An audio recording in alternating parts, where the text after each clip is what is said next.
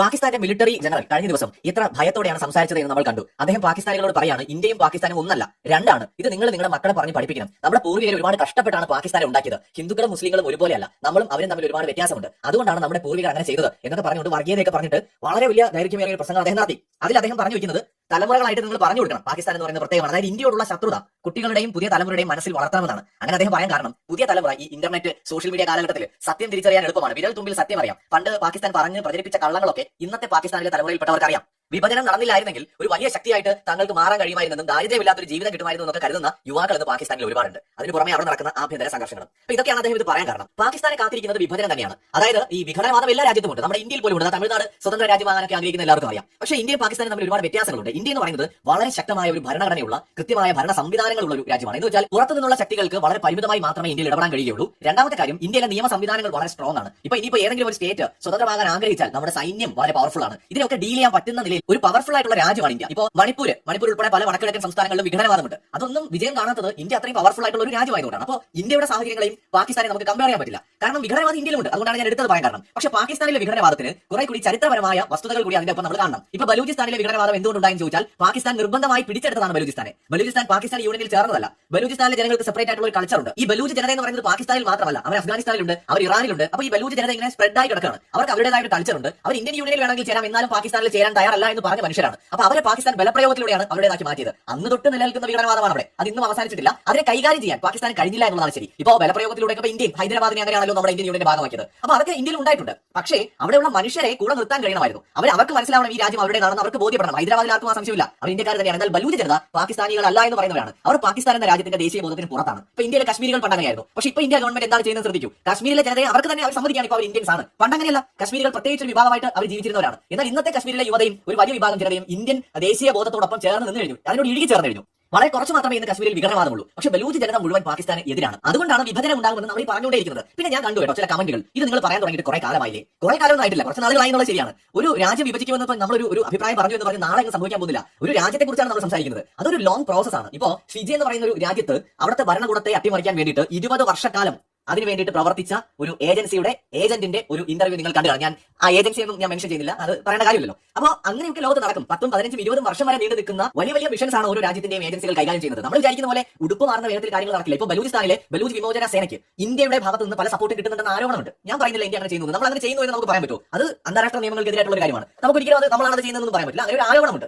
Indian ഏജൻസികൾ അവരെ support ചെയ്യുന്നു പറഞ്ഞിട്ട്. ഇപ്പോൾ 71 ബംഗ്ലാദേശ് എന്ന ഒരു രാജ്യം ഉണ്ടാകുമെന്ന് ആരെങ്കിലും പ്രതീക്ഷിച്ചോ? പക്ഷേ അതിന് വേണ്ടിയിട്ട് അതിനായിട്ടുള്ള ഒരു പരിശ്രമം എത്ര നാൾ മുമ്പേ തുടങ്ങിക്കാണെന്ന് ആലോചിക്കുക. അതുപോലെ ഇപ്പോൾ ബലൂചിസ്ഥാൻ ഒരു സ്വതന്ത്ര രാജ്യമാകുക എന്നുള്ളത് ഭാവിയിൽ സംഭവിക്കാൻ പോകുന്ന ഒരു കാര്യം തന്നെയാണ്. പക്ഷേ ബലൂചിസ്ഥാനിൽ നിൽക്കുമോ എന്നുള്ളതാണ്. പാകിസ്ഥാൻ വിഭജിക്കപ്പെടാൻ സാധ്യതയുണ്ടെന്നുള്ള ഭയം കൊണ്ടാണ് മിലിറ്ററി ജനറൽ ഇന്നലെ അതൊക്കെ സംസാരിച്ചത്. പക്ഷേ ഇത് ബലൂചിസ്ഥാനിൽ മാത്രം ഒതുങ്ങുമോ?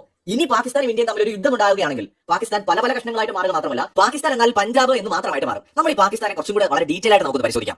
പാകിസ്ഥാന്റെ ഈ ഒരു മാപ്പിലേക്ക് ഒന്ന് നോക്കാം. അവർക്ക് പ്രധാനമായിട്ട് 4 പ്രൊവിൻസ് ആണുള്ളത്. ഒന്ന് ബലൂചിസ്ഥാൻ. മാപ്പിൽ കാണുമ്പോൾ തന്നെ നമുക്കറിയാം വളരെ വലിയ ഭൂപ്രദേശം. പാകിസ്ഥാൻ എന്ന് പറയുന്ന രാജ്യത്തിന്റെ ഏറിയ പങ്കും ബലൂചിസ്ഥാൻ എന്ന് തന്നെ പറയാം. പിന്നെ ഉള്ളത് സിന്ധാണ്. അത് കഴിഞ്ഞാൽ പഞ്ചാബ് ഉണ്ട്, ഖൈബർ പക്തൂൺഖ്വ മേഖലയുണ്ട്. അങ്ങനെ 4 പ്രവിശ്യകളുണ്ട്. അതിന് പുറമെ പാകിസ്ഥാൻ അനധികൃതമായി കൈവശപ്പെടുത്തിയിരിക്കുന്ന ഇന്ത്യയുടെ ജമ്മു കാശ്മീരിന്റെ ഭാഗങ്ങൾ, ഗിൽജിത്ത്, ബാൾട്ടിസ്ഥാൻ, പിന്നെ പാകിസ്ഥാൻ ആസാദ് കാശ്മീർ എന്ന് വിളിക്കുന്ന ഒരു പ്രവിശ്യ, ഇതെല്ലാം കൂടെ ചേരുന്ന പാക് അധീന കാശ്മീർ. ഇത് പാകിസ്ഥാന്റെ നിയന്ത്രണത്തിലാണ്, അവരുടേതല്ല, പക്ഷേ നിയന്ത്രിക്കുന്നത് അവരാണ്. അപ്പോൾ അതിനൊരു പ്രവിശ്യയായിട്ടൊന്നും കണക്കാക്കാൻ പറ്റില്ല. അവിടെ പ്രത്യേകമായിട്ടുള്ള ഭരണ സംവിധാനങ്ങളൊക്കെയാണ് ഏർപ്പെടുത്തിയിരിക്കുന്നത്. എന്നാൽ ബലൂചിസ്ഥാൻ, പഞ്ചാബ്, സിന്ധ്, ഖൈബർ പക്തൂൺഖ്വ മേഖല, ഈ ഖൈബർ പക്തൂൺഖ്വ മേഖലയൊക്കെ വളരെ ചെറിയ പ്രവിശ്യയാണ്. പക്ഷേ ഈ പ്രവിശ്യകൾ, ഈ 4 പ്രവിശ്യകളിൽ ബലൂചിസ്ഥാനാണ് ഇപ്പോൾ വേർപെടുന്നതിനായിട്ട് ഏറ്റവും ശക്തമായിട്ടുള്ള ഒരു പ്രതിഷേധങ്ങളും സമരങ്ങളും സൈനികമായിട്ടുള്ള ആക്രമണങ്ങളും ഒക്കെ നടത്തിക്കൊണ്ടിരിക്കുന്നത്. ഇനി സിന്ധിന്റെ കാര്യത്തിലേക്ക് വന്നു കഴിഞ്ഞാൽ, സിന്ധ് എന്ന് പറയുന്ന സ്റ്റേറ്റിന് തനതായ ഒരു ചരിത്രവും തനതായിട്ടുള്ള ഒരു സംസ്കാരമുണ്ട്. സിന്ധും പാകിസ്ഥാനിൽ നിന്ന് വേർപെടണമെന്ന് ആഗ്രഹിക്കുകയാണ്. പാകിസ്ഥാന്റെ ഭാഗമായിട്ട് തുടരാൻ അവർ ആഗ്രഹിക്കുന്നില്ല. പക്ഷേ ബലൂചിസ്ഥാനിൽ ഉള്ളതുപോലെ ശക്തമായ ഒരു പ്രതിഷേധമോ അത്രത്തോളം ശക്തമായ ഈ സായുധ പോരാട്ടമോ ഒന്നും സിന്ധിലില്ല.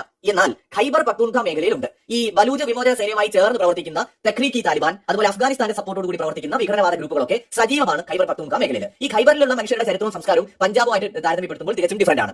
പാകിസ്ഥാന്റെ ഒരു പ്രധാനപ്പെട്ട മേഖലകളെല്ലാം കൺട്രോൾ ചെയ്യുന്നത് പഞ്ചാബ് കേന്ദ്രമായി പ്രവർത്തിക്കുന്ന ഗ്യാങ്ങുകളാണ്. അതായത് പാകിസ്ഥാനെ ഭരിക്കുന്നത് പഞ്ചാബാണെന്ന് പറയാം. അതുകൊണ്ട് തന്നെ മറ്റു പ്രവിശ്യകളിലുള്ളവർക്ക് വലിയ രീതിയിലുള്ള അമർഷമുണ്ട്. അവരെ പരിഗണിക്കുന്നില്ല. അവരുടെ സംസ്കാരം, അവരുടെ കൾച്ചർ, പറയുമ്പോൾ ഇസ്ലാമിക രാജ്യമൊക്കെ ആണെങ്കിലും വ്യത്യസ്തമായ കൾച്ചറുകളും വ്യത്യസ്തമായിട്ടുള്ള ജീവിത ശൈലിയൊക്കെയാണ് പാകിസ്ഥാനിലെ ഓരോ പ്രവിശ്യകളിൽ പോകുമ്പോഴും കാണാൻ കഴിയുന്നത്. നമ്മൾ ഇവിടെ ശ്രദ്ധിക്കേണ്ട കാര്യം, ഏതെങ്കിലും ഒരു ഘട്ടത്തിൽ ബലൂചിസ്ഥാൻ ഈ പാകിസ്ഥാനിൽ നിന്ന് വിഭജിക്കുകയാണെങ്കിൽ എഴുതി വെച്ചോളൂ, അതോടൊപ്പം അതോടൊപ്പം ചേർന്നുകൊണ്ട് സിന്ധും ഖൈബർ പക്തൂൺഖ്വ മേഖലയും പഞ്ചാബിൽ നിന്ന് അടർന്നു മാറാനായിട്ട് പരമാവധി ശ്രമിക്കും. ഒരു പരിധിവരെ ഇന്ത്യ കൂടി സപ്പോർട്ട് ചെയ്താൽ അത് സാധ്യമാവുകയും ചെയ്യും. അങ്ങനെ വന്നാൽ പാകിസ്ഥാൻ എന്ന് പറഞ്ഞാൽ പഞ്ചാബ് എന്നതിലേക്ക് ചുരുങ്ങി പോകും. ഈ കാണുന്നത് പോലെ ഒരു മാപ്പായിരിക്കും പിന്നെ നമ്മൾ കാണുക. പാകിസ്ഥാൻ 4 പ്രവിശ്യകൾ ഉണ്ടെന്ന് നമ്മൾ പറഞ്ഞു. അതിലെ ബലൂചിസ്ഥാനാണ് ഏറ്റവും വലുത്. ഏതാണ്ട് 3.5 ലക്ഷം സ്ക്വയർ കിലോമീറ്റർ ആണ് അതിന്റെ വിസ്തീർണം. പോപ്പുലേഷൻ 1.5 കോടിയേ ഉള്ളൂ. ഇനി ഖൈബർ പക്തൂൺഖ്വ ആണെങ്കിൽ 1 ലക്ഷം സ്ക്വയർ കിലോമീറ്റർ ആണ് അതിന്റെ ഒരു ഏരിയ എന്ന് പറയുന്നത് ടോട്ടൽ. അവിടുത്തെ പോപ്പുലേഷൻ എന്ന് പറയുന്നത് 4 കോടിയാണ്. സിന്ധ് പ്രവിശ്യ എടുക്കുകയാണെന്നുണ്ടെങ്കിൽ 1,40,000 സ്ക്വയർ കിലോമീറ്റർ ആണ് വിസ്തൃതി. എന്നാൽ അതിന്റെ പോപ്പുലേഷൻ എന്ന് പറയുന്നത് 5.5 കോടിയാണ്. ഇതിൽ പഞ്ചാബ് എന്ന് പറയുന്നത് 2 ലക്ഷം സ്ക്വയർ കിലോമീറ്റർ വിസ്തൃതിയുണ്ട്. പോപ്പുലേഷൻ എന്ന് പറയുന്നത് ഏതാണ്ട് 13 കോടിയാണ്. അപ്പോൾ പാകിസ്ഥാനിലെ ഏറ്റവും പോപ്പുലേറ്റഡ് ആയിട്ടുള്ള ഒരു ഏരിയ എന്ന് പറയുന്നത് പഞ്ചാബാണ്. അതോടൊപ്പം തന്നെ ഈ ബലൂചിസ്ഥാൻ കഴിഞ്ഞാൽ പാകിസ്ഥാനിലെ ഏറ്റവും വലിപ്പമേറിയ ഒരു പ്രദേശവും പഞ്ചാബാണ്. മറ്റൊരു തരത്തിൽ പറഞ്ഞാൽ പാകിസ്ഥാൻ എന്ന് പറയുന്ന രാജ്യത്തിന്റെ ഭരണം കൈയാളുന്നത് പഞ്ചാബികളാണ്. ഇപ്പോൾ പാകിസ്ഥാനിലെ എത്നിക് ഗ്രൂപ്പുകൾ എടുക്കാം. നമ്മളിത് മുസ്ലിംസ് ആണ് എല്ലാവരും പൊതുവെ പറയുന്നത്. പാകിസ്ഥാനിലെ ടോട്ടൽ പോപ്പുലേഷൻ എടുക്കുമ്പോൾ 96.3% മുസ്ലിങ്ങളാണ്. ഏതാണ്ട് 23 കോടിയോളം പേര്.